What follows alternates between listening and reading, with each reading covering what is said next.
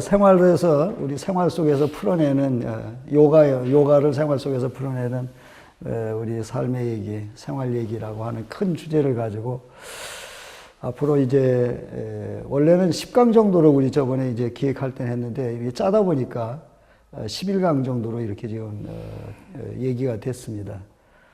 오늘은 이제 전체에 이제 이렇게 도대체 이제 요가가 뭔지를 제대로 잘 전달이 안 돼 있어요. 우리 한국에서는. 그래서 요가 그러면 어떤 사람들은 뭐 다이어트, 또 어떤 사람들은 뭐 병 고치는 거, 뭐 이렇게 또 어떤 사람들은 도 닦는 거, 이게 다양하게 이렇게 좀 다르거든요. 근데 우리 한국에서는 요가가 제일 많이 알고 있는 게 요가하면 살 빠진다. 그게 다이어트 부분에 굉장히 비중을 많이 차지하고 있습니다. 그래서 그런데 요가라는 건 원래 이제 인도에서 나온 인도 철학의 한 부분이에요. 인도에서는 보통 6파 철학이라고도 하고 불교 철학까지를 포함하면 7파 철학 이렇게 되죠. 그래서 그런데 이제 요가가 인도 철학 중에서 오늘날까지 가장 잘 전승되어 있는, 어떻게 보면 시간이 갈수록 전 세계에서 요가가 점점 더 이렇게 널리 보급되고 있는 그런 실정입니다. 특별히 미국 같은 데서는 학교에서 정규 과목으로 이것을 채택해서 할 정도로, 그래서 학교 체육이지만은 체육 정도가 아니고 우리 그 정신적인 어떤 사고라든지 의식까지를 이제 포괄하는, 그래서 미국에서는 지금 대단한 방향을 불러일으키고 있습니다. 그래서 미국에서 요가는 뭐 거의 아주 선풍적인 방향으로 이렇게 가고 있습니다. 우리나라에도 요가는 참 많이 하죠. 동네마다. 여기도 보니까 요가를 한대요. 일주일에 3번을 한다고 그러는데 거의 동네마다 요가 안 하는 데는 없습니다. 근데 요가를 바로 알고 가르치는 사람 별로 없더라고요. 그래서 오늘은 모두에서 요가라는 게 도대체 뭐냐라고 하고 이런 부분부터 좀 풀어내 보도록 하겠습니다.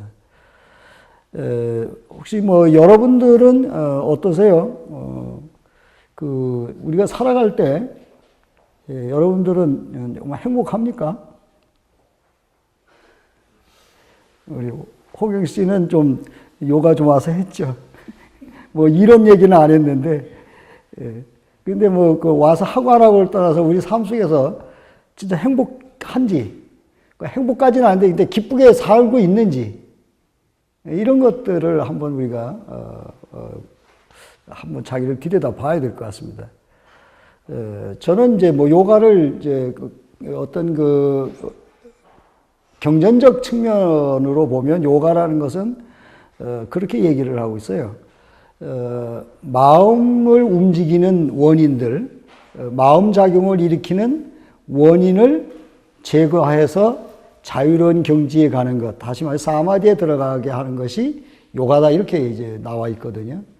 너무 그건 좀 도식적이고 어렵다고 생각이 들어서 그냥 요가는 행복한 거다. 요가는 행복을 우리에게 가져다 주는 것이다. 저는 그렇게 풀어내요. 그럼 이제 행복이라는 게 도대체 뭐냐? 우리 모두는 다 행복을 원하죠. 행복 원하지 않는 사람 없을 겁니다. 그래서 뭐 지금은 그런 거 없던데 옛날에 우리 어렸을 때는 시집장가 갈 때 선물로 젓가락, 숟가락을 한데 수복 뭐 이렇게 한문을 써가지고 주기도 하고, 우리 꼭 뭐 인사할 때 복 받으십시오 하고 뭐 그렇게 하죠. 그래서 복이라는 거, 행복이라는 것이 아마 인류의 보편적 가치가 아닐까 싶어요. 근데 행복이 정확히 뭔가 행복인가에 대해서는 각기 다 다른 것 같습니다. 근데 재밌는 것은 이제 이미 그것은 언론에도 많이 나와 있지만, 이게 잘 사는 나라 사람들이 행복할 것 같은데 세계의 모든 이게 뭐 조사를 해보니까 잘 사는 나라의 행복 지수는 굉장히 낮고, 뭐 방글라데시라든지 뭐 이런 주로 가난한 나라, 동남아 가난한 나라 사람들이 행복 지수가 거의 절대적으로 높고, 그래서 이 도대체 행복이라는 게 뭔가 하는 이런 부분들을 우리가 한번 좀 생각해야 되는데, 여러분은 뭐가 행복할 것 같습니까? 우리 영웅 씨가 뭐가 행복일까? 건강하고 우리가 그러니까 자기가 하고 싶은 걸 선택할 수 있고 하고 있는 게 행복한 것 같습니다. 그럼 뭐 하고 싶은 것만 하면 행복할 것 같아? 남한테 피해 안 끼치는데 하고 싶은 거를 하고. 좀 막연하죠? 네. 예. 그래서 저는 그걸 이렇게 풀어요. 행복이라는 것은 몸이 평화롭고 마음이 평화로운 것이다. 예. 거기다 조금 더 살을 붙인다면 몸이 평화롭고 자유롭고 그리고 마음이 평화롭고 자유로운 것이다. 예. 나라고 하는 존재는 두 가지 요소로 구성이 되어 있습니다. 물질이라고 하는 육체라고 하는 나가 있어요. 근데 이 물질로 구성되어 있는 내 몸 안에 우리가 마음이라고 하거나 혹은 의식이라고 하는 이게 또 하나 구성되어 있습니다. 이게 둘이 잘 조화를 이룰 때 행복합니다. 근데 여기서 불협화음을 일으키면 항상 괴로운 거죠. 그래서 이제 우리가 우리가 불행을 우리가 고통이라고 생각한다면 행복이라는 것은 기쁨이잖아요. 더 이렇게 좀 끌어올려서 얘기하면 희열이죠. 그래서 우리가 진짜 사마디 할 때 그거는 뭐냐면 아주 지고의 희열감 이런 것을 우리는 삼매라고 이렇게 얘기를 합니다. 그런데 그것이 보통 우리는 너무 이렇게 우리하고는 거리가 아주 먼 것처럼 생각하잖아요. 요가는 그게 그렇지 않다라고 가르쳐 주고 있습니다. 그래서 우리가 이제 왜 우리가 이렇게 고통스러우냐면 불화를 통해서 일어나는 불협화음 때문에 우리는 혼란스럽고 고통스러워요.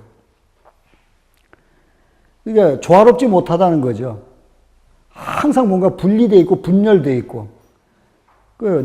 우리 병이라는 건 뭐냐면 우리 몸, 나라고 하는 존재가 불협화음이 극단적으로 일어나면 결국 어떻게 돼요? 이성을 잃어버리고 결국 죽어버립니다. 자살해버리는 사건이 일어나죠. 그래서 이 두 개가 잘 이렇게 조화를 이루어서 자유롭고 그리고 평화로울 때 그때 이제 우리는 행복이라고 할 수 있다. 저는 이제 그렇게 얘기를 합니다. 요가의 어원을 보면요. 요가의 어원은 원래 이렇게 무엇과 무엇을 매다, 묶다, 연결하다 이런 어원에서 출발을 해요. 요가라는 게.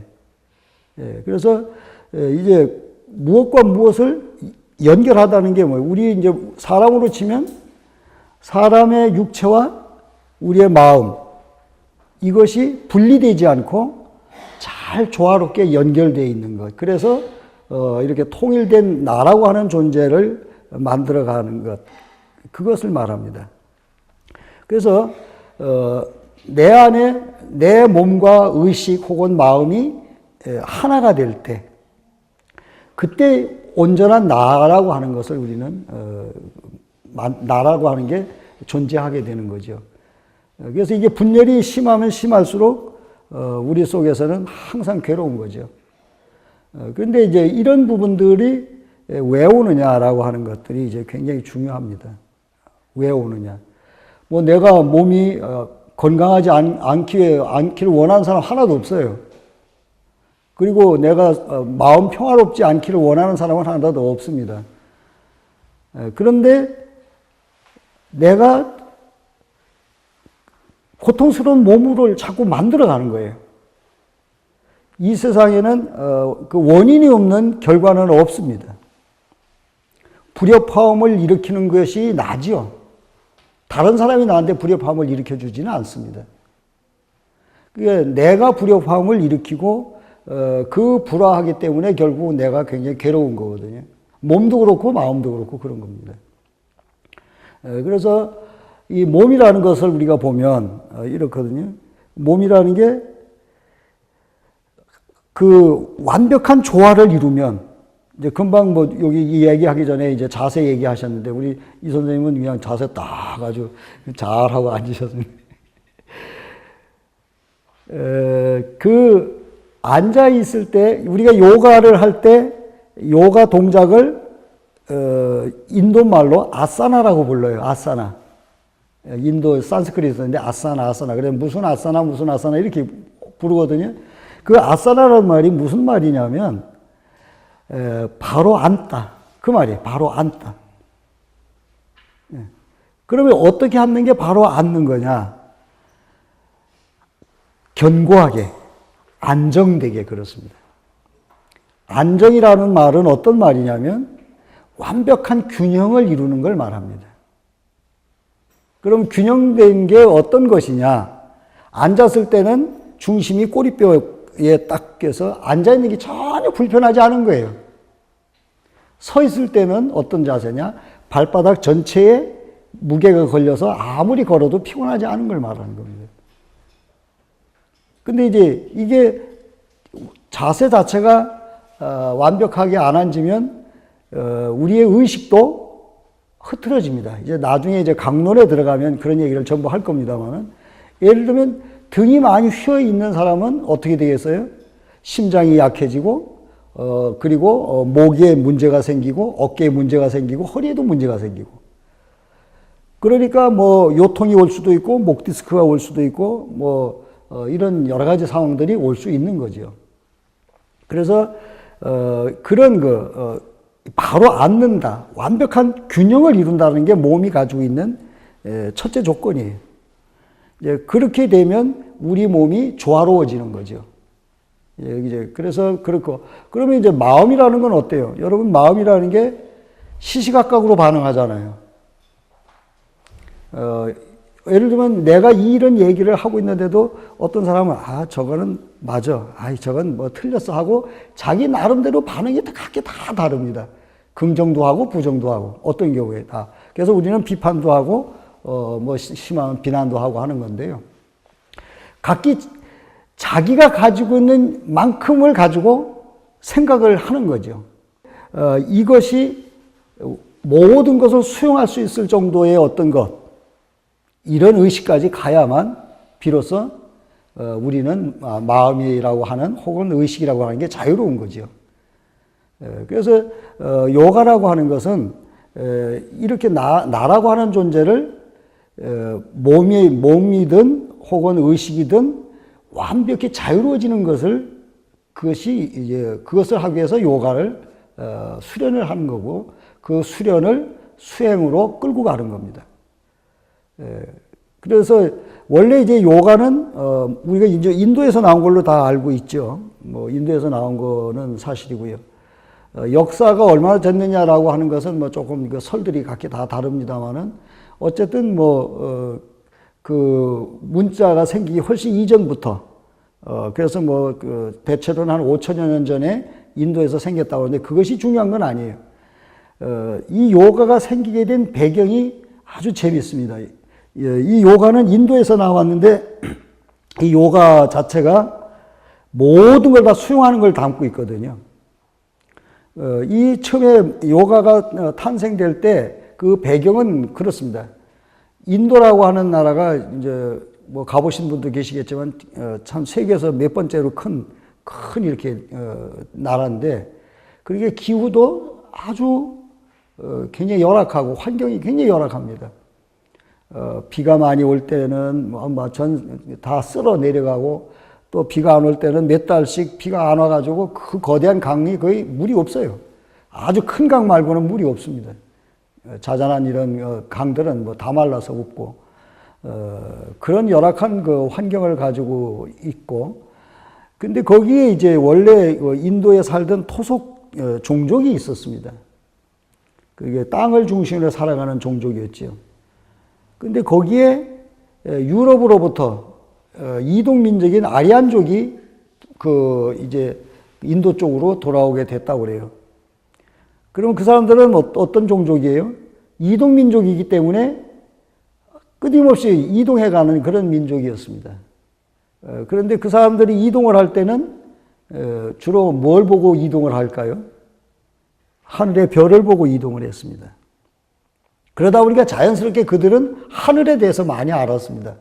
그 땅을 지키고 있는 사람들과 하늘을 아는 분들하고 아는 종족끼리 인도라는 데서 만나게 됩니다. 그래서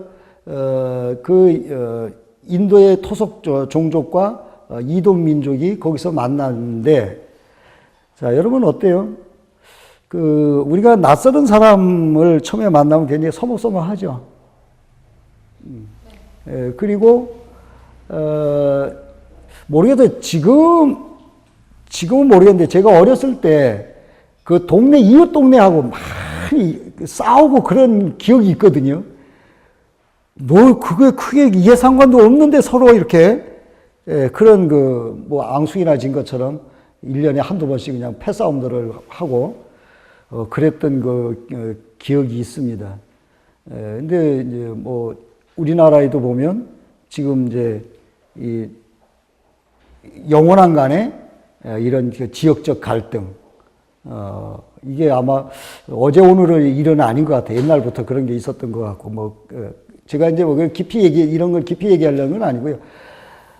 그 다음에 남북 문제도 지금은, 이념의 문제에 걸려서 지금 엄청난 이게 경직된 우리 사회, 우리 국가를 이렇게 구성하고 있지 않습니까?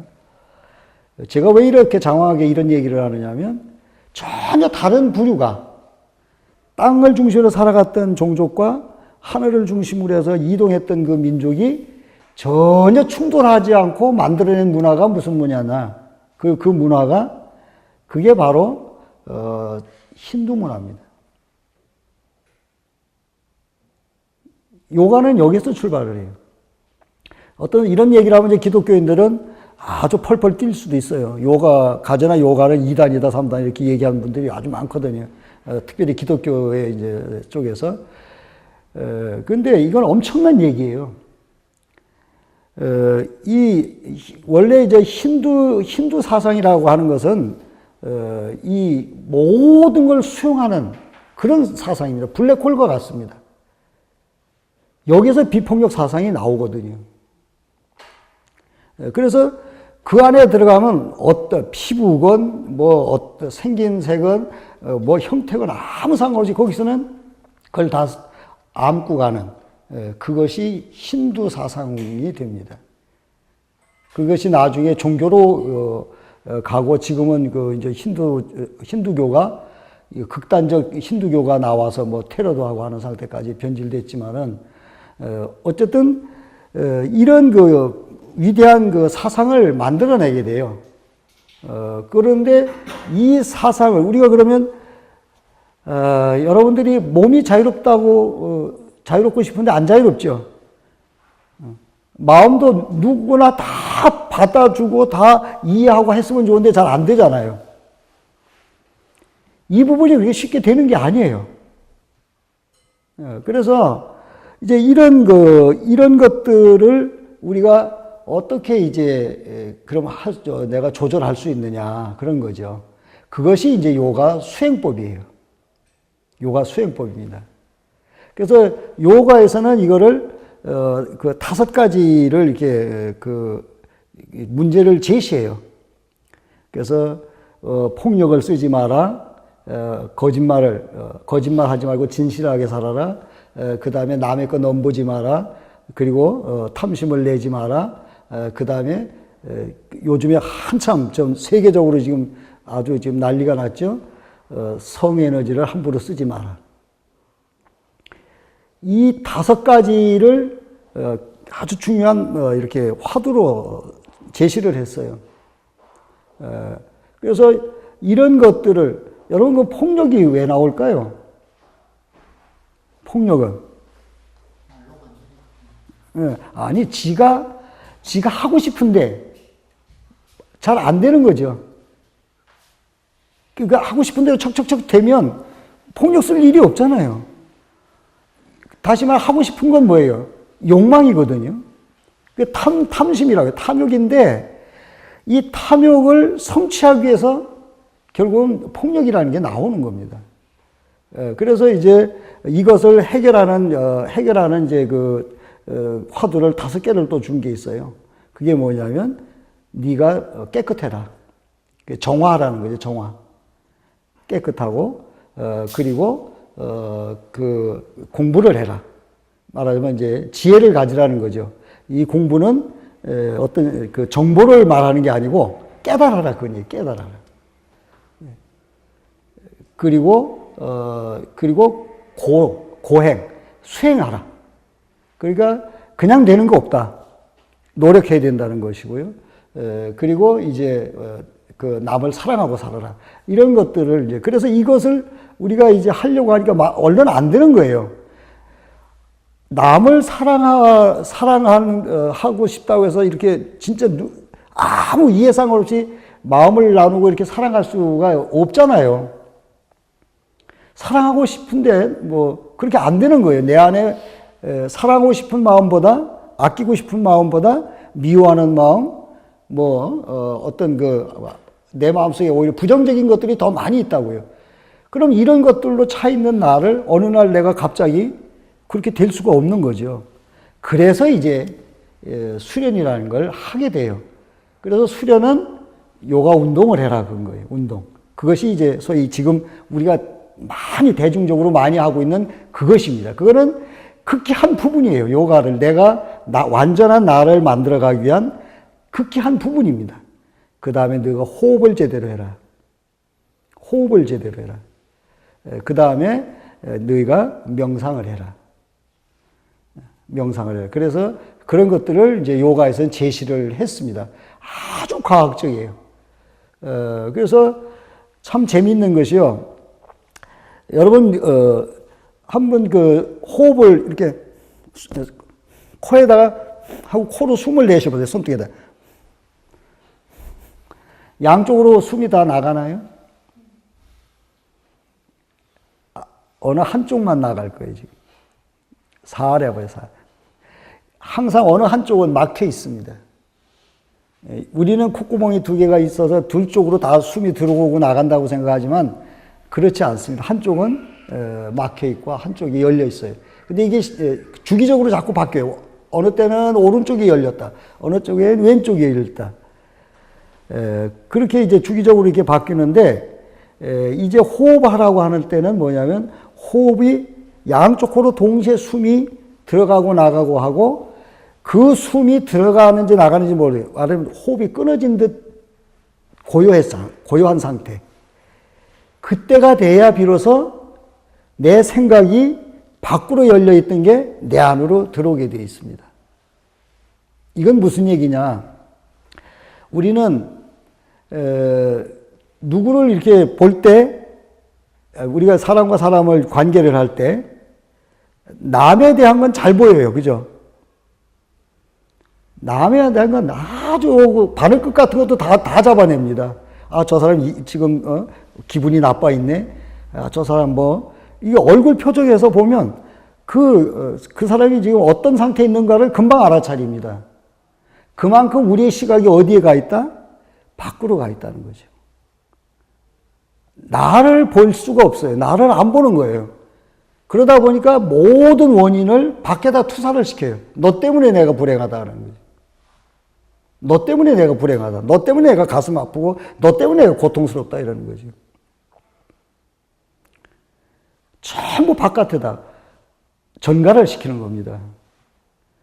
진짜 내가 그렇게 완전한가요? 나는 정말로 성인군자 같이 좀 돼 있냐고요. 자유롭냐고요. 모든 것을 다 수용하죠. 아니거든요. 그럼에도 불구하고 상대에게다 모든 걸 돌리는 거죠. 자, 우리 이제 그 관계 속에서 오늘 이제 여러분 하고 싶은 얘기는 그 관계 속에서의 자유로움이거든요. 오늘의 이제 큰 틀에서요. 관계 속에서 자유로움인데, 여러분 우리가 생활할 때 누구하고 제일 불편하고 그러나요? 누구하고 제일 불편하고 스트레스 많이 받습니까? 가장 가까운 관계에 있는 사람입니다. 안 그런가요? 예. 근데 그게 왜 그럴까요? 결혼을 한 사람은, 그럼 가까운 관계를 한번 규명해 볼까요? 제일 가까운 사람이 누구예요? 결혼한 사람은? 자기 배우자예요. 남자는 아내고, 아내는 남편이에요. 그 다음엔 어딜까요? 자기 자식이에요. 거기는 자식이 아직 애기라서 잘 몰라. 그때는 참 좋은 때야. 이게 부모가 아니고 자식이에요. 그 다음에 부모예요. 결혼 안 한 사람은 부모하고 관계, 부모가 제일 얽혀 있습니다. 그 다음에 이제 그 다음에 가장 각각의 만나는 직장, 동료, 상하 관계, 이런 사람들하고가 아주 불편한 거죠. 근데 왜 그러면 가까운 사람이 왜 제일 거북할까요? 왜 힘들까요? 한번 생각해 보셨어요? 왜 힘든지? 예? 바라는 게 많아? 다른 사람한테는 없어요? 다른 사람들은 그게 기대가 안 하는데. 그렇지. 기대가. 예. 여기서 아주 재미난 게 있어요. 우리가 그러죠. 우리나라 사람들이 많이 쓰는 말인데, 내가 결혼을 했으면 자기 부인을 뭐라고 불러요? 예를 들면, 이제, 내 아내 이름이 이제 명선이라고 그러면, 명선 씨, 명선아, 이렇게 부르는 게 아니에요. 그렇게 부르는 사람 별로 없어요. 그냥 내 아내, 내 마누라예요. 그 사람을 존중해서 이렇게 부부간에 이렇게 해주는 경우가 그렇게 흔치가 않아요. 그래서 거기는 설사 이름을 부른다 하더라도 내 아내예요, 내 아내. 내 아내는 맞잖아요. 남의 아내 아니고 내 아내예요. 똑같은 내 아내, 내 남편인 거예요. 그러면 나라고 하는 게 중심이 돼버려요. 내가 중심이 된다는 얘기는 모든 사고가 내 중심으로 원하는 거예요. 그래서 내 생각하고 반하면 성질 나는 거거든요. 내 생각과 반하면 성질 나게 되어 있습니다. 근데 한번 생각을 해봅시다. 이 세상에 똑같은 사람이 있을까요? 없습니다. 단연코 없습니다. 인구가 한 70억 가까이 된다고 그러죠. 그 70억 가까이 되는 인구 중에서 나 같은 사람이 하나도 없습니다. 나와 같은 존재가 하나도 없다고요. 일란성 쌍둥이도 모양은 아주 흡사하게 잘 못 알아볼 것 같은데 성질은 다르거든요. 기질이 다릅니다. 그게 인간이 가지고 있는 아주 고귀하고 독특한 그겁니다. 그래서 인간은 고귀한 거예요. 희귀성에서는 그만큼 나 같은 존재가 따로 더 있는 게 없어요. 그러니까 얼마나 이거 귀중한 존재냐고요. 여러분은 신앙을 가졌는지 모르겠지만, 제가 믿는 하나님 그 사상에서 보면, 하나님은 이 세상의 사람들을 창조했는데 당신의 형상대로 만들었다고 이렇게 하고 있습니다. 그러니까 똑같은 존재가 하나도 없어요. 그게 다양성이 모든 게 달라요. 그 얘기는 무슨 얘기냐면 아주 귀중한 존재다. 모두가 다 귀중한 존재다. 근데 그 귀중한 존재를 나하고 동일시하는 데서 고통이 일어나는 거예요. 나하고 같아야만 된다라고 하는 생각에서 동일시가 일어나는 겁니다. 그 동일시에서 고통이 일어나요. 자, 그러면 본래가 우리가 만들어진 게 다르게 만들어졌는데, 그걸 같이 억지로 꿰 맞추려니까 거기에서 이제 힘들어짐이 있는 거죠.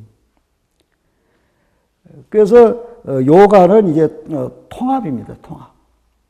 아까도 전제했죠. 무엇과 무엇을 연결해. 근데 그거를 이렇게 제국하듯이 제국주의식으로 막 독재하듯이 막 이렇게 해서 묶어가는 게 아니고 그 다양성을 이해하고 인정하는 거죠. 그래서 결론적으로 얘기하면 이런 거예요. 하나는 전체를, 전체는 하나를. 그래서 하나의 사상입니다, 요가는. 그래서 이거를 철학으로 할 때 일원론적 사상이라고 이렇게 얘기를 합니다. 그래서 이제 우리가 이제 살아가면서 우리 생각이라는 것은 어떻게 만들어져 가고 있을까요? 자, 우리가 이제 그 까르마라는 말 많이 들어보셨죠? 까르마. 그 인도 말이지만은 우리말로는 업보라고 이렇게 얘기하고 있어요. 업. 그 업이라는 건 뭐냐면 그 어떤 혼란스러움, 그러니까 부조화에 의해서 생겨난 어떤 자기 정체성이 그게 까르마예요. 부조화에서 일어난 자기 정체성입니다. 근데 이거를 절대적 기준으로 가지고 남을 재단하니까 문제가 생기잖아요. 거기에서 이제 우리가 고통이 일어나고 있습니다. 그래서 오늘은 조금만 더 얘기하고요. 우리가 그 마음이라는 거 이제 좀 얘기를 같이 해볼게요. 마음. 우리 그 자기 마음을 자기가 잘 압니까? 왜 모릅니까? 한 번도 안 들여다봤죠?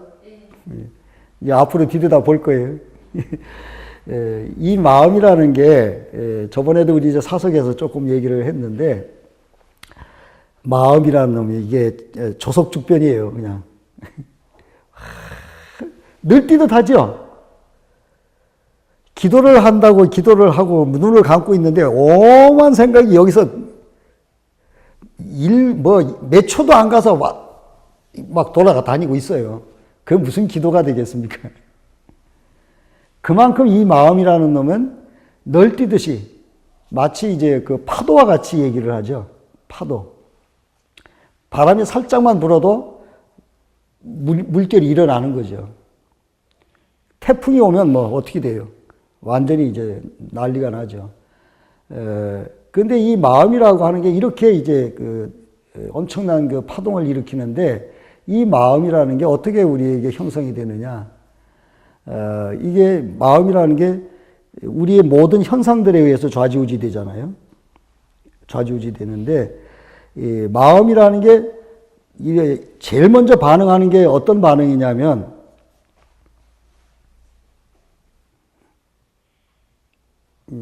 예를 들어 이렇게 얘기해요. 여기 지금 어떤 생선을 어떤 냄새가 지금 나고 있습니다. 냄새가. 지금 냄새는 잘 안 나는데 냄새가 나고 있어요. 그러면 첫 번째 마음이 반응하는 게 뭐예요? 아, 냄새가 나는군이 첫 번째 반응이죠. 그걸 인지한다고 그럽니다. 인지. 그럼 두 번째는 뭐예요? 아, 이게 무슨 냄새군 하고 분별을 해요. 아, 이게 커피 냄새군. 아니면 생선 냄새군. 생선 중에도 아, 이건 도다리 굽는 냄새군. 이건 뭘 굽는 냄새군. 이런 식으로 이제 분별을 하죠. 그 다음에 이건 난 싫어. 난 이건 좋아해. 이렇게 자기가 스스로 거기에 대해서 가치를 부여해요. 마음이라는 게 그렇게 아주 찰나에 그렇게 작용을 합니다. 그러면서 내가 가지고 있는 그 인지 상태에서 이건 좋다, 나쁘다를 만들어가기 시작해요. 예를 들면 내가 생선을 구운 걸 먹다가 되게 혼이 났으면 그 다음에는 그거 생각만 해도 그거는 싫어 이렇게 할 거고. 그런 식으로 해서 소위 뭐가 만들어진다고요? 소위 나라고 한 자아가 만들어지는 거죠. 다른 말로 하면 에고라고 하죠. 이 에고 자아라는 것은 어디에다가 기반을 두고 있습니까? 나라고 하는 중심에다가 기반을 두고 있어요. 그래서 이 자아가 강하면 강할수록 그걸 이제 우리가 고집세다고 그러죠. 절대로 남한테 양보를 안 하는 거죠. 세상 사람이 다 예를 들면 우리말에 그런 거 있잖아요. 서울 가본 사람하고 안 가본 사람하고 내 얘기를 하면 가본 사람이 지는 거예요. 안 가본 사람이 이기는 거죠. 그만큼 이 자아가 이기적인 데서 출발하게 되면 완전히 에고 덩어리가 되어버리는 거죠. 그러니까 절대로 남하고 대화가 안 되는 거예요. 그러니까 이런 것들 속에서 우리가 있으니까 계속 충돌이 일어나잖아요. 자, 그런데 이제 그러면 이렇게 봅시다. 그러면 네가 달라져야 내가 편하지. 이건 그럴까요? 얘가 맞는지 안 맞는지 모르겠는데 옛날에 뭐 강태공이 그랬다나요? 하도 낚시를, 맨날 낚시를 하도 많이 하고, 그것도 뭐 고든 낚시를 했다나? 그게 뭐 농사도 안 하고 맨날 그러고 있으니까 마누라가 하다 안 돼가지고, 아유, 저 인간하고 살다가 내가 도저히 못 살겠다고 뭐 다른 데로 개가를 했다면서요. 나중에 이제 강태공이 이제 뭐 황제한테 불림을 받아가지고 어디를 지나다 보니까 그 죽을 쓰고 가운데 있는 사람이 그 자기 부인이었더라는 거 아닙니까? 그러니까 여기에서 문제가 안 풀린 게 저기서 풀리지를 않아요. 다시 말해서 내 안에서 일어난 문제지 밖에서 일어난 문제가 아니라는 거예요. 그래서 내가 자유롭고 평화로우려고 그러면 내 상태가 그 상태가 될 때 보는 시각이 달라집니다. 여러분 잘 안 믿어질 거예요. 하도 우리는 이건 막 전부 밖에다만 투사를 하고 살아서 저도 막 한때 얼마나 분노하고 살았는지 모릅니다. 아주 제 눈이 옛날에 겁나서 잘 쳐다도 못 봤어요. 하도 이게 분노로 그냥 이글거려가지고. 사회적 분노 이런 게 정말 많았거든요. 80년대, 특별히 80년대를 지나오면서. 그런데 세상에 얼마나 끔찍하냐면요. 그런 분노를 내가 가지고 있으니 그게 고스란히 아이들한테 고스란히 가더라고요.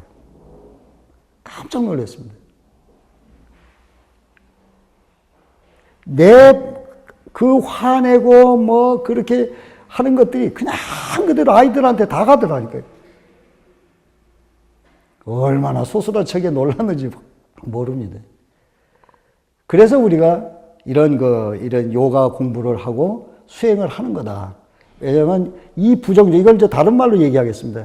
자, 긍정적인 에너지, 긍정적인 까르마, 부정적, 우리 행위 안 할 수는 없어, 그죠? 행위 안 한다는 것은 죽은 겁니다. 우리가 여기서 살아있는 존재는 행위할 수밖에 없어요. 근데 그 행위를 긍정적으로 하느냐, 부정적으로 하느냐, 두 가지밖에 없어요.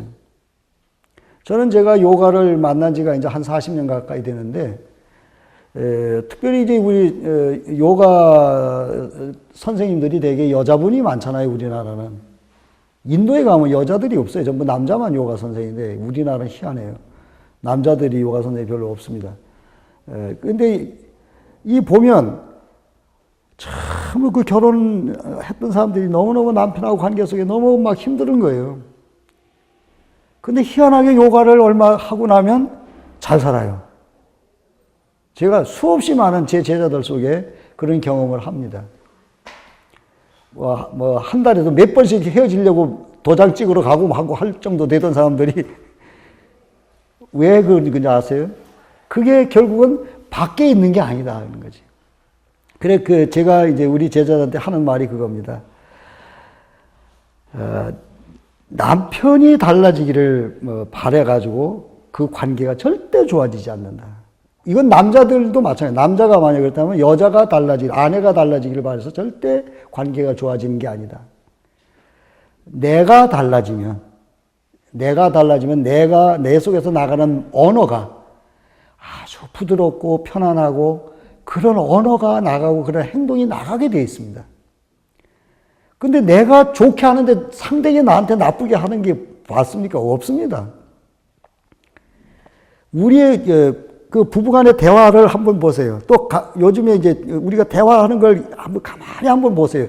특별히 요즘에 드라마들, 뭐 막장 드라마라 하대요. 야, 어떻게 그렇게 비비 꽈서 얘기를 할까요?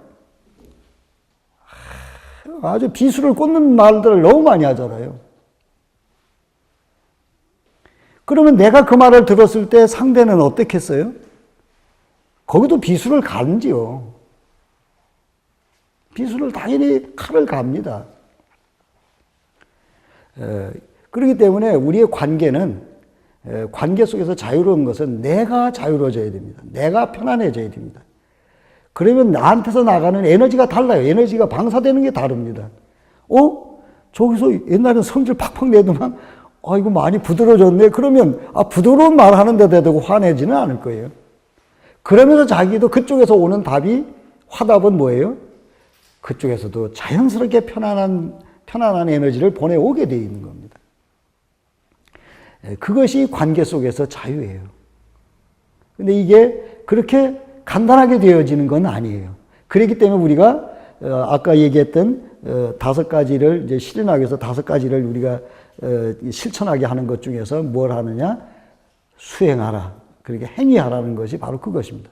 그것이 수행하라는 게 이제 우리가 몸을 바르게 하고 또 호흡을 자유롭게 하게 하고 그리고 우리의 의식을 자유롭게 하게 하는. 요가는 크게 2가지로 나눕니다. 하나는 그 해부 생리학, 몸을 다루는 것이 생리학입니다. 그리고 마음을 다루는 게 심리학입니다. 그래서 요가에서는 단순하게 이런 그 일반적 심리학뿐만 아니라 초월 심리학이라고 하죠. 지금 여기에 넘어 있는 것, 여러분이 인정할지 안 할지 모르면 전생을 잘 이해 안 되면 전생된 어떤 업보, 이게 내가 다른 옛날에 뭐였다 이런 게 아니고 이런 거예요.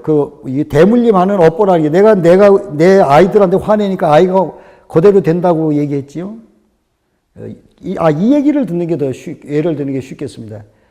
저거는 이거 내가 경험한 거기 때문에 옛날에는 이렇게 술들을 지금도 술을 많이 먹는데 우리나라 사람 술을 진짜 좋아하는 것 같습니다.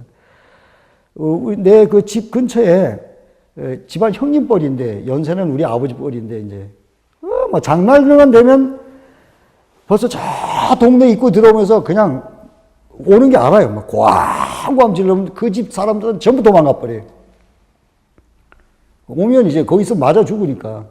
그러면 그때부터 막 때려 부시는 거예요, 집안. 아무도 없다고. 살림을 다 치는 걸 봤어요. 근데 우리 또래 그 아들이 있는데, 어떤 생각을 하고 살 것 같아요, 그 아들이요? 어렸을 때? 나는 절대 우리 아버지처럼 술 안 먹는다. 그런 생각하고 커요. 근데 희한하게 컸는데 똑같은 거예요. 인정하십니까? 자연스럽게 거기에 그렇게 스며드는 거예요. 아주 놀랍습니다. 그렇기 때문에 우리는 이것을 끊어내지 않으면 안 됩니다. 끊어내기 위한 것이 우리가 수련 혹은 수행입니다.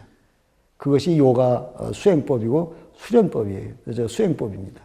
그래서 일반적인 우리가 이런 그 동작을 하고 하는 것들은 우리가 이제 수련이라고 이렇게 얘기할 수가 있고 수행이라고 그러면 좀 더 깊은 차원의 이제 의식을 고양시키고 나를 자유롭게 하는 어떤 것을 우리는 뭐 수행이라고 이렇게 뭐 구분 지을 수 있을 것 같습니다.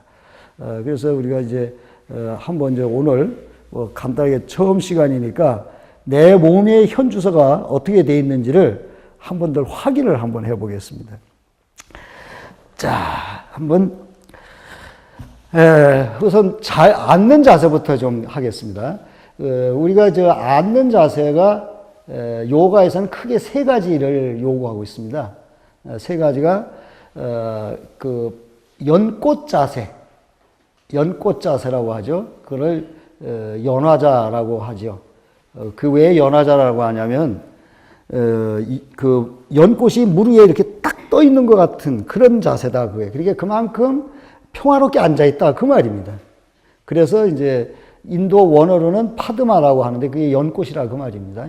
그래서 우리 저 한문으로 결과부자 한번 해보세요. 그거 되는지. 오른발을 왼쪽 허벅지 위에 발등을 올립니다. 그리고 왼발을 끌어다가 오른쪽 위에 올리세요. 이게 파드마예요.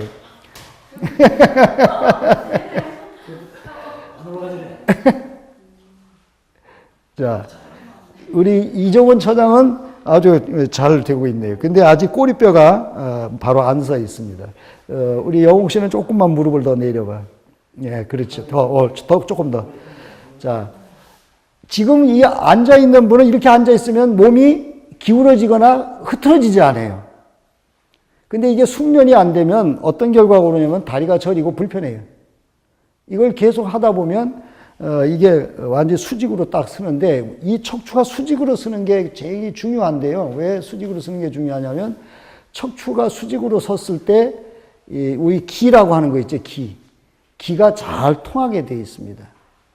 그래서 그래요. 이게 안 되는 것은 여러분의 몸이 우선 균형이 깨졌고요. 굳었어요. 2가지가 확실한 겁니다.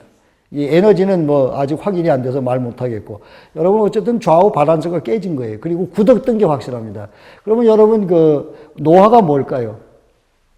노화가 뭘 노화라 할까요? 굳어짐입니다. 예, 굳어짐이에요. 그 유연성이라고 하는 것은 생명력과 비례하는 거예요. 애기들은 어때요? 참 부드럽죠. 그러니까 생명력이 넘치는 겁니다. 가다가 하루 종일 뛰어다녀도 지치지를 않습니다. 그게 유연해서 그런 거예요. 그 나이 드는 사람은 한 몇 발짝만 가도 벌써 다리에 피로가 오는 거죠. 그게 굳어짐이에요. 그래서 이제 그렇고, 그 다음에 또 다른 자세는 제일 쉬운 방법인데요. 이건 자 이렇게 뒤꿈치를 한 가운데로 놓고 이 가운데가 포개지 이렇게 나란히 놓도록 해보세요. 이거는 아마 좀 될 거예요. 제가 가장 선호하는 방법 중에 하나인데. 그래서 이렇게 헤엄부, 여자분은 헤엄이 바닥에 닿게 하고 그 다음에 이렇게 세우세요. 그 얘기는 뭐냐, 꼬리뼈를 최대한 뒤로 빼내라 그 말입니다. 그 다음에 이제 그리고 딱 세우면 이 요추, 미추라고 그러죠. 미추가 이렇게 서요. 그랬을 때 등이 휘어지질 않아요. 그러면 어떻게 돼요? 지금 그렇게 앉으니까 가슴이 쫙 펴지죠. 이렇게 앉는 것만으로도 가슴이 펴집니다. 그런데 요즘 아이들이 어떻게 해요? 이렇게 하고 있습니다. 예, 완전히 이러고 있어서 이러면 정서적 불안이 심각하게 옵니다. 가슴이 쫙 확장이 돼요. 왜 이게 정서적 불안이 온 줄 아세요? 자기도 모르게 심장이 굉장히 자극을 받아요. 축소되니까.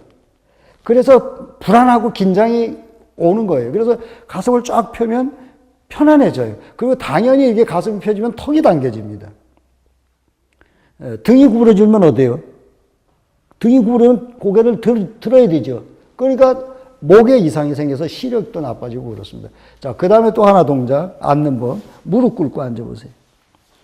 무릎을 꿇는데 발 뒤꿈치를 벌리고, 아니야, 발가락은 모으고, 저쪽으로 봐서. 뒤꿈치를 최대한 벌리세요.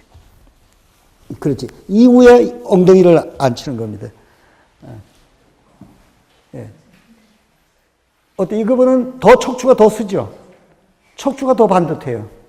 근데 이게, 무릎 꿇고 앉으면 다리 저림이 굉장히 빨리 와요. 근데 척추는 가장 바르게 하는 게 이 자세입니다. 그래서, 이거를 우리는 이제 좌법이라고 하는데, 여러분, 이 동작이 안 되니까 운동하는 거예요.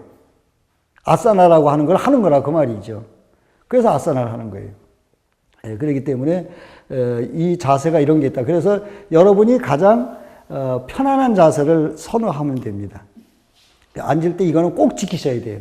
제가 저한테 찾아오는 사람들 제일 먼저 얘기해 주는 게 앉는 법을 가르쳐 줍니다. 이게 어지간한 요통은 이렇게만 앉아도 해결이 돼요. 요 앉는 이 법만 잘 준수를 해도. 그만큼 이 앉는 게, 여러분 그 일본 사람들은 무릎 꿇고 앉는 게 일상화되어 있어요. 그래서 그들은 나이가 아주 많아도 이렇게 우리처럼 기역자처럼 꺾이는 자세가 거의 없습니다. 그리고 장수하고요. 물론 거기에는 뭐 먹는 문제도 있습니다만은 이 좌법이, 앉는 법이 그만큼 중요하다는 것. 특별히 요즘의 아이들한테 이거는 아주 중요합니다. 그래서 이게 굉장히 중요하고요. 자, 이제 편한 자세로 앉으시고요. 우리 이 처장 요 앉아 있어요. 여러분의 이제 왼손 이렇게 내보세요. 왼손. 뒤집어요. 그리고 오른손으로 이렇게 해서 깍지 껴가지고 이렇게 해서 쭉 뻗어보세요. 다시 돌아오고, 가볍게 흔들어 보세요. 이번엔 반대로 오른손 뒤집어서 왼손으로 깍지 껴가지고, 쭉 해서 뻗어보세요. 자, 돌아오시고요. 자, 어때요? 한쪽은 되고 한쪽 안 되는 거 있죠? 그거는 안 되는 쪽이 어떻게 된 거예요? 굳은 거예요. 이거, 특별히 요즘에 어깨 아픈 사람 참 많습니다. 어깨 아픈 사람이 많거든요. 그렇기 때문에 이런 것들은 우리가 할 때, 요즘 이거 많이 쓰니까 이거 자꾸 하면 어깨가 굉장히 편해져요. 그래서 자꾸 하시면 얼마 안 가서 쭉쭉 펴집니다. 이거 뭐 별거 아니에요. 자, 그 다음에, 자, 어느 쪽이 자기가 안 좋은지를 이렇게 체크해 가는 거예요. 그 다음에 이제 앉은 자세에서 고개를 한번 떨고 보시죠. 등은 쫙 편 채. 목이 땡겨요, 안 땡겨요? 자, 거기서 이번에는 고개를 왼쪽으로 그대로 기울여 보세요, 왼쪽. 그 오른쪽이 어느 정도 당기는지 안 당기는지 확인해 보세요. 이 귀가 닿을 정도 가야 돼요. 자, 일으키시고, 이번에 오른쪽으로 가보세요, 오른쪽. 더 많이 당기고 안 당기는 쪽이 있죠. 몸이 넘어가면 안 됩니다. 그만 일어나시고요. 자, 그 다음에 이제 뒤로 이렇게 가보세요. 가슴 편체로. 자, 자극 오는 데가 있어요, 없어요? 있죠? 예. 자, 그리고 이제, 자, 턱을 당겨서 왼쪽으로 천천히 고개를 한번 돌려보세요. 천천히 시계가 돌아간다. 아주 천천히. 반대로 돌려보세요.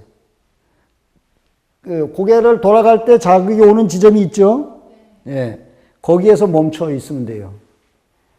호흡하고. 그러면 그게 풀리면 또 돌아가고. 예, 그만하시고요. 자, 이러면 지금 어때요? 목이 좀 가벼워졌죠? 팔도 좀 가벼워지고. 간단한 거 가지고 우리는 풀 수 있어요. 근데 내가 왜 아픈지를 모르고 그걸 어떻게 할 줄 모르니까 우리가 맨날 그 고통스럽게 사는 거거든요. 자, 그런다, 이제 여러분, 이제, 아까 했듯이 다른 거 뭐, 뒤꿈치를 딱, 아까는 이제 뒤꿈치를 벌려 앉았는데, 뒤꿈치 딱 모아 앉아보세요. 뒤꿈치를 딱 모아서. 예. 뒤꿈치 벌어지지 않도록. 자, 발등이 완전히 닿습니까?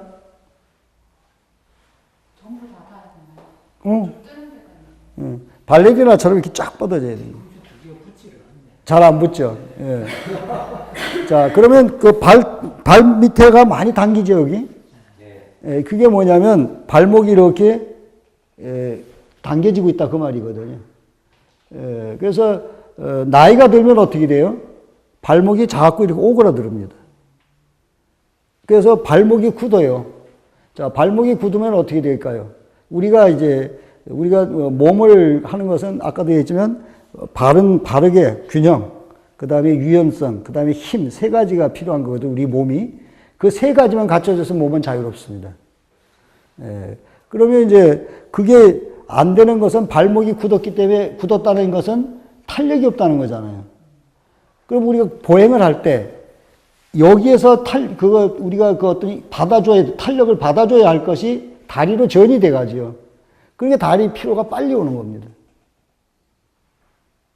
그래서 나이 든 분들이 많이 못 걷잖아요. 조금만 걸어도 피곤한 거예요. 그래서 그렇습니다. 자, 그 다음에요. 이제, 다리를 쭉 뻗고 앉아 보실래요? 예. 앞으로 발목을 쫙 끌어당겨 보세요. 최대한. 예.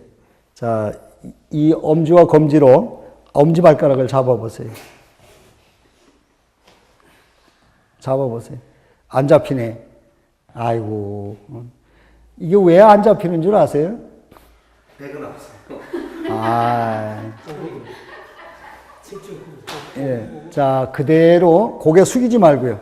자, 팔꿈치를 살짝 벌리면서 아랫배를 천천히 붙여 내려갑니다. 예. 아랫배를 천천히. 고개 들세요. 고개를 들으라고. 예. 예. 발가락 잡고. 그대로 호흡하고 있어요. 발가락 잡고. 다리가 아마 많이 당길 거예요.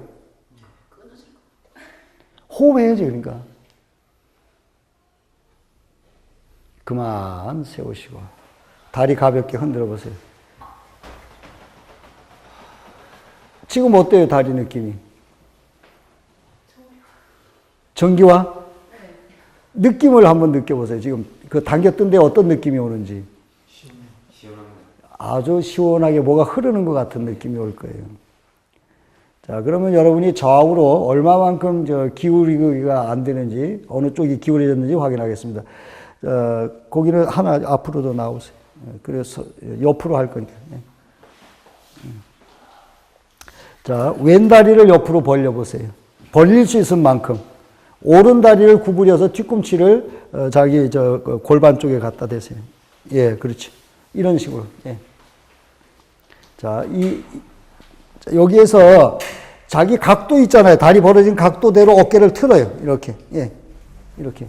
예. 이 다리 구부려 넣으셔야지. 예, 예, 그렇지. 자, 뒤꿈치는 세우세요. 아니, 이렇게 돌리라고. 어깨가 들어가도록. 아니, 반대로. 그렇습니다. 자, 그대로 기울이세요. 왼쪽으로. 그대로 기울여 보시라고.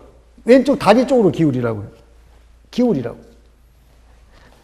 자, 오른팔을 들어보세요. 오른팔. 자, 쭉 넘어갑니다. 아, 고개는 그대로 두고. 예. 자, 가는 만큼만 하고 있어요. 깊게 깊게 호흡을 하세요. 자, 어디가 당기는지를 한번 느껴보세요. 다리만 당겨요? 옆구리. 예. 또 어깨, 겨드랑 쪽. 호흡해야죠, 호흡. 깊게 깊게 내쉬세요. 자, 그만 들어 올리시고, 자, 그대로 있으세요. 자, 느낌을 느껴보세요. 느낌이 있죠? 이게 알아차림입니다. 몸의 알아차림. 내가 내 몸이 어떤지를 여러분 전혀 생각 안 하고 살았잖아요. 이렇게 내 몸을 알아차리는 거예요. 제가 반대로 합니다. 옆으로 벌려야지, 옆으로. 네, 그렇지. 너무 욕심내서 많이 벌리지 말고. 자, 자기 다리 벌어진 각도만큼 틀으세요, 이렇게.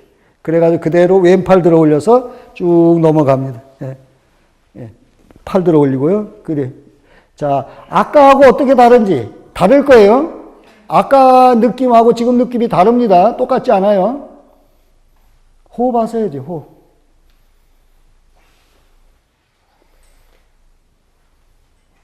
예. 들어 마시면서 들어 올리시고 내리시고요. 예, 두 다리 앞으로 하시고요.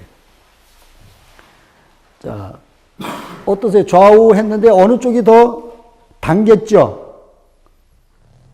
왼쪽이든 오른쪽이든 어느 쪽이 더 많이 당긴 데가 있어요. 그쪽이 이완됐다, 수축됐다. 수축된 거예요. 더 많이 당긴 데가 수축이 됐다, 그 말입니다. 그래서 더 많이 당긴 거예요. 자, 그러면 밸런스가 맞은 겁니까? 안 맞은 겁니까? 안 맞은 거예요. 그러니까 한쪽은 수축되고 한쪽은 이완되어 있고 그렇다는 거예요. 양쪽이 똑같아야 되는데 틀린 거예요. 그러니까 몸이 밸런스가 달라진 거예요. 그래서 제일 중요한 건 내 몸을 알아차림입니다. 그래서 요가 철학이라는 거예요. 요가 철학을 철학이라고 하면서도 실천 철학이라고 하거든요. 이 동작을 하고 나면 좀 가벼운데 안 하면 소용이 없어요. 대표적으로 머리 아픈 거 있죠. 현대인들은 머리가 많이 아픕니다. 근데 이 머리 아픈 거 요가는 간단히 해결합니다. 거꾸로 쓰면 안 아파요. 예. 근데 거꾸로 세우면 죽어요. 이 머리를 대기만 해도 막 아파서 견디질 못한다니까. 근데 자꾸 하다 보면 안 아파지고 머리 아플 일이 없어. 근데 머리 아픈데 그래 거꾸로 쓰면 안 아프더라 해가지고 소용없는 거잖아요. 해야 되는 거예요. 그래서 요가는 행함이라는 거죠. 안 하면 아무 소용이 없는 거예요. 요가 철학은 일반적인 다른 철학과 차이점이 바로 행하지 않는 것은 아무 의미가 없어요.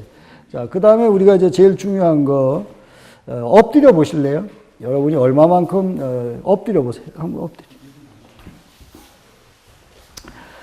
자, 엎드려서 왼쪽 무릎을 먼저 구부려 봅니다. 왼쪽 무릎 구부려요. 그래서 왼손으로 발목을 잡아보세요. 자, 잡아 다녀보세요, 앞으로. 그냥 그대로 당기세요. 예. 예.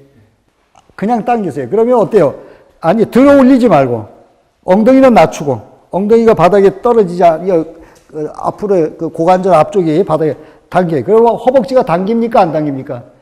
많이 당길 거예요. 예, 호흡하세요. 예. 그만 놓으시고. 자, 이제 이번에는 오른쪽 합니다. 예. 자, 당겨보세요. 쭉 당깁니다. 예. 자, 아까 왼쪽 했던 거와 오른쪽 했던 것 차이가 있나요? 자, 그러면 그 더 당기는 쪽은 고관절이 더 수축됐다 그 말입니다. 예, 그만 내리시고. 자, 이번엔 두 무릎을 다 구부려서 발목을 잡습니다. 이마를 대십시오. 이마를 대요, 바닥에. 이마를 대라고. 예. 자, 숨을 들어 마시면서 다리를 쭉 차 올려 보세요. 그리고 토하면 머리를 바짝 들어 올리세요. 머리 들어 올려 보세요. 쭉, 예, 다리 쭉 차 올리세요. 예, 예. 숨 내쉬세요. 팔을 쭉 뻗어야죠. 예. 그만 내리고.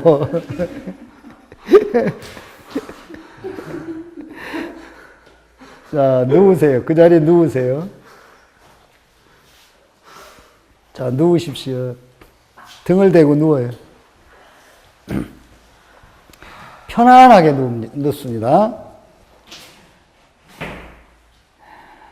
아주 편안하게.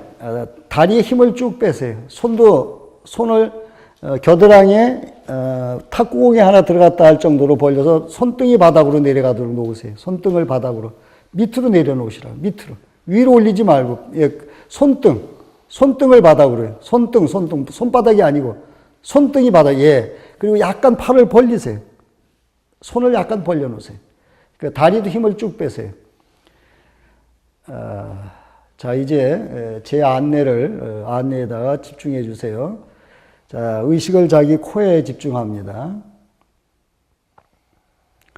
양쪽 코로 숨이 들어오고 나가는 것을 가만히 느껴보시기 바랍니다.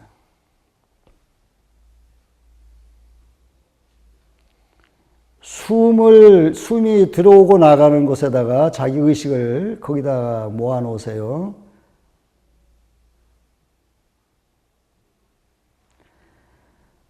자, 이제 제가 안내를 시작합니다. 여러분 의식을 왼쪽 발가락 끝으로 가져갑니다.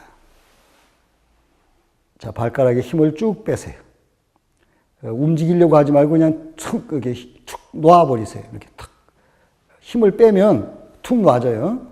자, 왼쪽 발등에 의식을 모아서 긴장을 이완시킵니다. 왼쪽 발목, 왼쪽 종아리에 의식을 모아서 긴장을 이완시켜서 힘을 쭉 빼라 그 말입니다. 왼쪽 무릎, 왼쪽 대퇴부, 허벅지, 왼쪽 골반에 의식을 모아서 긴장을 이완시키세요. 자, 왼쪽 다리 전체 힘을 쭉 빼셔서 왼쪽 다리가 아주 편안한 상태가 되도록 하십시오. 자, 이번에는 의식을 오른쪽 발가락 끝에 모아서 오른쪽 발가락에 힘을 쭉 뺍니다. 힘을 뺀다는 게 주먹에 뭐 돌을 들었다가 놓으면 툭 떨어지는 것처럼 힘을 쭉 빼시면 돼요. 자, 오른쪽 발등, 오른쪽 발목의 긴장을 이완시켜 놓습니다. 그리고 오른쪽 종아리, 오른쪽 무릎의 긴장을 이완시키십시오. 자, 그리고 오른쪽 허벅지와 오른쪽 골반의 긴장을 이완시켜 놓습니다. 힘을 쭉 빼세요. 자, 오른쪽 다리 전체에 긴장을 이완시켜서 오른쪽 다리도 편안하게 하십시오. 자, 이번에는 허리에 의식을 모아서 허리에 힘을 쭉 뺍니다. 그리고 등에 의식을 모아서 등의 긴장을 이완시켜 놓습니다. 이번에는 아랫배에 의식을 모아서 아랫배 긴장을 이완시킵니다. 자, 이번에는 가슴을 편안하게 하십시오. 자, 이번에는 왼쪽 손가락 끝에 의식을 모아서 긴장을 이완시킵니다. 왼쪽 손목, 왼쪽 팔꿈치, 왼쪽 어깨에 의식을 모아서 긴장을 이완시켜 놓으십시오. 자, 왼쪽 팔이 편안해짐을 느낍니다. 이번에는 오른쪽 손끝에 의식을 모아서 긴장을 이완시키십시오. 오른쪽 손목, 오른쪽 팔꿈치, 오른쪽 어깨의 긴장을 이완시켜 놓습니다. 자, 오른쪽 팔도 편안해짐을 느끼십시오. 자, 이번에는 의식을 눈으로 가져와서 눈에 힘을 쭉 빼세요. 자기도 모르게 눈이 늘 긴장되어 있습니다. 그래서 눈에 힘을 쭉 빼서 자신의 감아놓은 눈이 아주 고요하고 부드럽고 평화로운 상태가 되도록 합니다. 자, 눈이 편안해짐을 느끼십시오. 이번에는 의식을 미간, 눈썹과 눈썹 사이, 그리고 이마 쪽에 가져가서 이마에 힘을 쭉 뺍니다. 자, 이제 머리끝에서 양팔, 몸통, 양쪽 다리 전체에 완전히 긴장이 이완돼서 편안한 상태가 되어지도록 합니다. 자, 이제 내 호흡은 들숨과 날숨을 지켜봅니다. 날숨을 통해서 내 안에 긴장되어 있던 것들이 다 밖으로 이완되어서 나간다는 의식을 갖습니다. 그리고 내 안에 부정적인 요소들, 내 아집과 집착, 욕망, 그리고 모든 부정적인 에너지들이 다 밖으로 나가서 내 안은 아주 편안하고 깨끗한 자신의 몸이 되었다는 의식을 갖습니다. 자, 이제 들숨을 통해서 내 안에 새로운 기운, 우주의 생명의 에너지가, 그리고 기쁨이, 그리고 편안함이 내 몸 안에 가득히 넘친다는 의식을 갖습니다. 자, 여러분, 아주 비가 쭉 많이 오고 난 후에 하늘이 맑게 개인 걸 연상해 보십시오. 파란 하늘, 그 파란 하늘 속에 하얀 뭉게구름들, 그리고 맑고 깨끗한 호수, 그리고 호숫가에 아름답게 피어난 들꽃들, 거기서 느껴지는 평화로움을 가만히 자신의 몸으로 가져옵니다. 자신의 몸은 가장 평화롭습니다. 순수해져 있다는 느낌을 갖습니다. 그리고 기쁨이 샘솟듯이 내 몸 안에서, 내 의식 속에서 기쁨이 끊임없이 솟아난다는 것을 의식하십시오.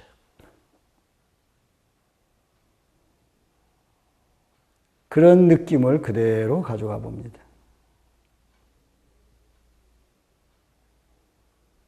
내 안에는 아주 신선하고 순수한, 여러분 깊은 산 속에, 숲 속에 갔을 때 느껴지는 그 아주 신선한 기운을 여러분 연상해 보십시오. 내 몸이 그런 신선한 기운으로 가득히 넘친다는 의식을 갖습니다. 자, 이제 다시 호흡을 크게 몇 차례 하겠습니다. 크게 들어 마시고 내쉬고.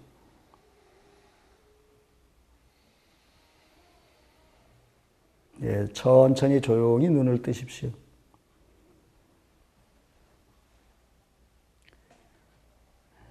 이제 오른쪽 무릎을 세우시고요. 예, 왼쪽으로 이렇게 옆으로 와서 일어나 앉습니다. 예, 그냥 벌떡 일어나시지 마시고, 예, 그렇습니다. 예. 어떠세요? 피로가 싹 풀렸습니까? 어때? 여러분 좀 집중이 되던가요? 예. 예, 이거를 우리는 이제 사바사나라고 얘기해요. 사바, 죽은 세계를 사바, 죽은 것처럼 쉰다. 휴식이라는 게 그렇게 중요한 겁니다. 근데 이게 이제 꼭 누워서만 하는 게 아니고 평상시에 이렇게 우리가 일을 할 때도 그냥 책상에 반듯하게 이렇게 척추 세워놓고 이완을 시키면 돼요. 뭐 어려울 거 한 개도 없습니다. 자기가 하나하나 이렇게 풀어나가면 됩니다.